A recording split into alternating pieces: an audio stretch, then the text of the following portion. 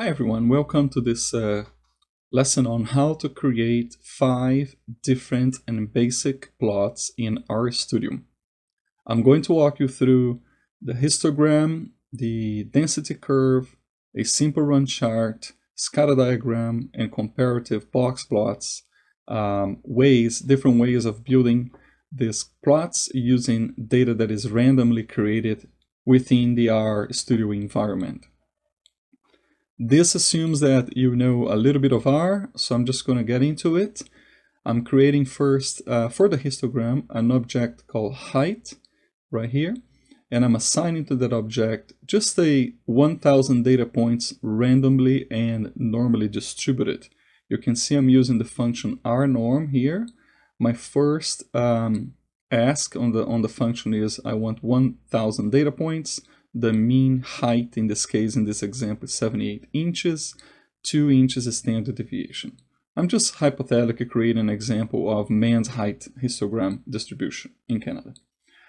So if I simply run this first line of code, as you would know by now, you would see under the environment window here, that's my object. I have 1000 data points randomly and normally created, considering the mean of 78 and the standard deviation of 2.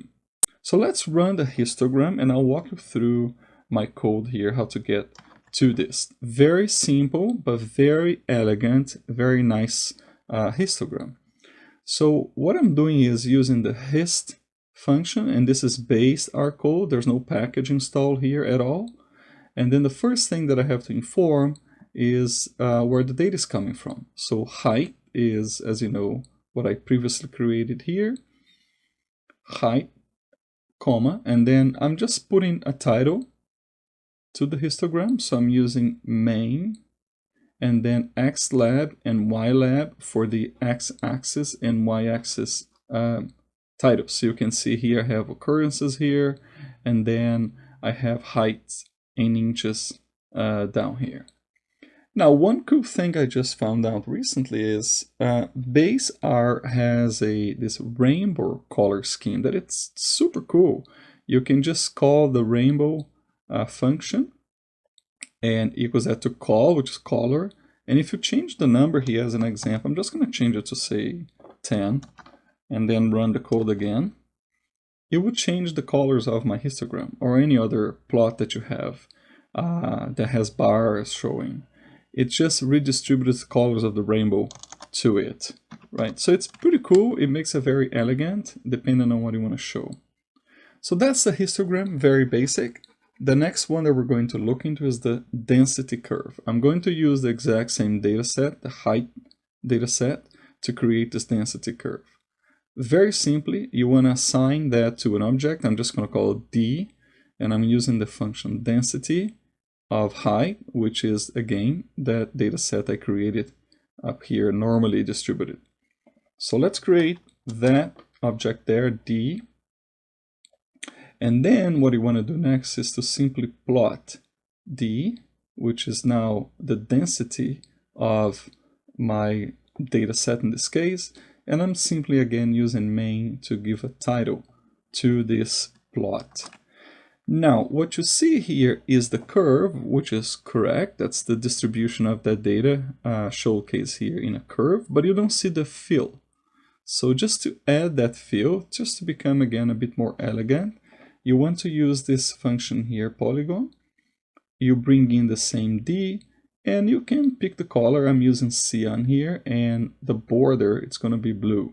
So if I run that code, again, it's just nice. It didn't change the curve, but it fills in, and now you can look at the density curve of this set of data. You can kind of eyeball. The 78 is probably around here, which is the peak, the mean, and then distribute it based on that 2 inches standard deviation.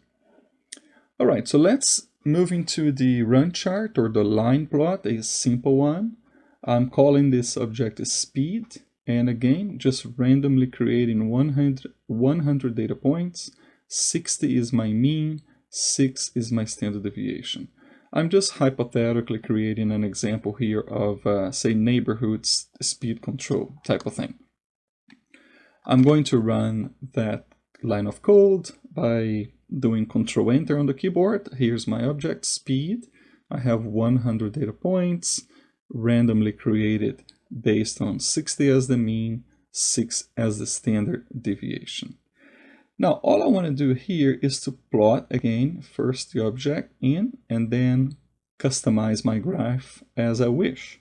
So I'm going to run the line first, just so you can see what I have. Main is the title once again. In here, I actually chose the color of the title. So call.main blue is the color of my title. So as an example, if I change that to red, you will see that the title of my plot now is red. Y lab, X lab, same as before. I'm just putting the specific names to my axis, X and Y. The color of the lines now, I want it to be dark green. By the way, the type of graph is line. That's why we see a line graph. But if I want to change the color to, I don't know, say blue, there we go. And I'm also choosing the line width. That's what LWD is. If I change that to 2, you'll see that the line on my graph is not as thick. So you can play with that and find what you like. And the last piece is the line type. I have dotted. I can change, for example, to dashed. I think that's correct. Yeah. And that's what you get. So lots of different ways of customizing a very simple line graph. Now, all of this, it's being done with data that I created in R, but obviously, if you have your own data and if you bring it in from an Excel file, as long as the formatting is correct, you should be able to run the same plots with no issues. Okay, so next it's going to be the scatter diagram, where we look at the relationship between two variables. For this example, I'm not using the R norm. I wanted to do something different just to share with you. If you're new to R, another way of creating random data, I'm simply using the function concatenate, which is the C.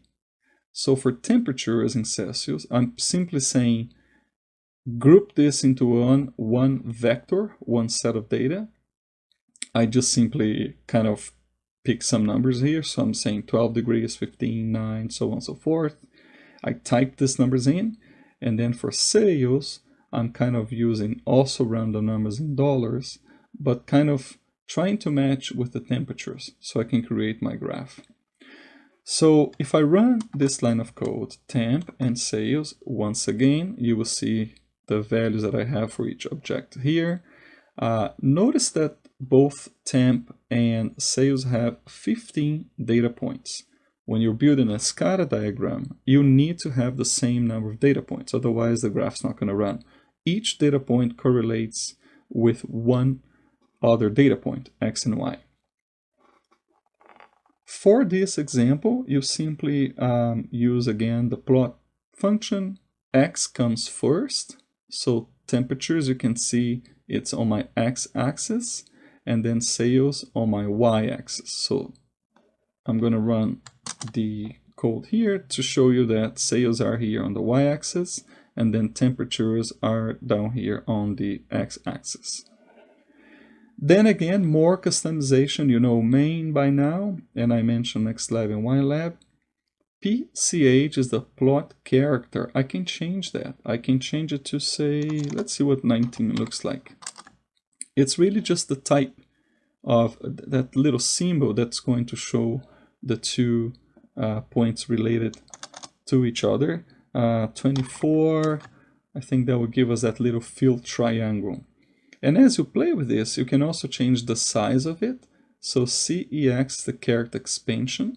So for example, if I change this to 1.5, you will see that a little bit changed there, not much, but that's what it's doing really to the code. There you go, you can see the change there. Blue, background red, the line width again, you can change the line width of it.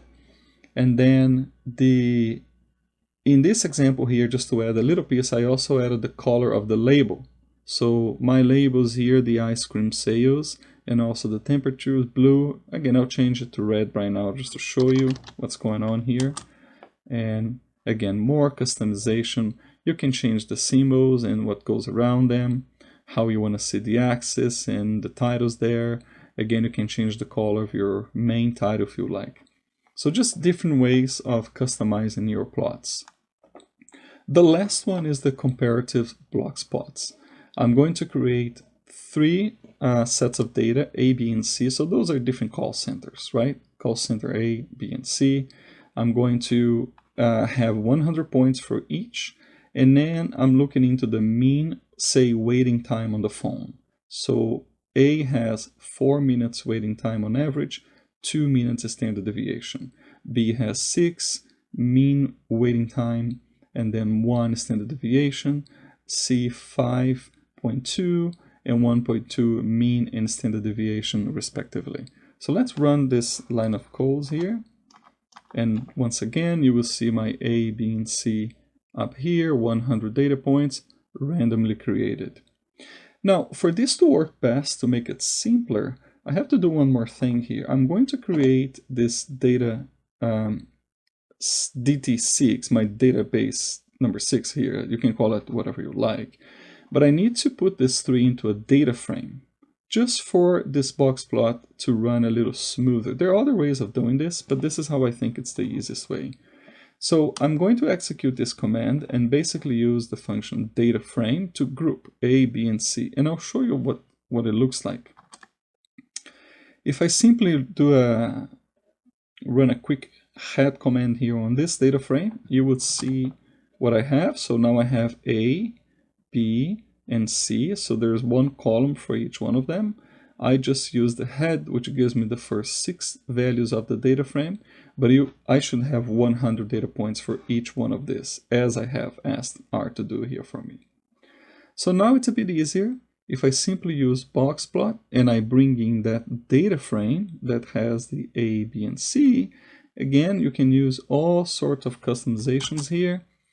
Some of them are pretty much the same that we use in the other plots. So the main, the X lab, Y lab, the out PC8. So this is the outlier plot character. So you can see some of the outliers in my box plots here. If I change that, I can change that symbol. So let's pick 13. I don't even know what it is, but let's see what it is. So there you go. So you have this little circle with an X in between, right? If I try something else, I don't know, 23, that's a little diamond. So different ways of doing this. You can pick what you like, of course. I kind of like using the filled, either the filled diamond or the filled little circle, because then I can also color it and I can also change the expansion, the character expansions, the size of it. So this outlier CEX, I can change that as well if you wanted to really make sure that the outlines are seen, so you can see that it's a little bigger, and you can also change the color of it. So I like using the filled ones, the filled outline SPCH, because I can play with that and see what looks better. Then lastly, the color of the box plots. I have light green here, as you can tell. If I change, for example, to say, what is a color that I like, say light blue, that's just going to change the visual or the appearance of my box plots. So there you have it, 5 different basic plots, all created in RStudio, all created with data that we can generate randomly in RStudio, or you can input the data. Obviously, as I said, you can also bring your files in and work through your file with the same techniques that I've showed you here. So these were just the 5 basic plots you can create in R. I hope you've learned something here, and I hope to see you again.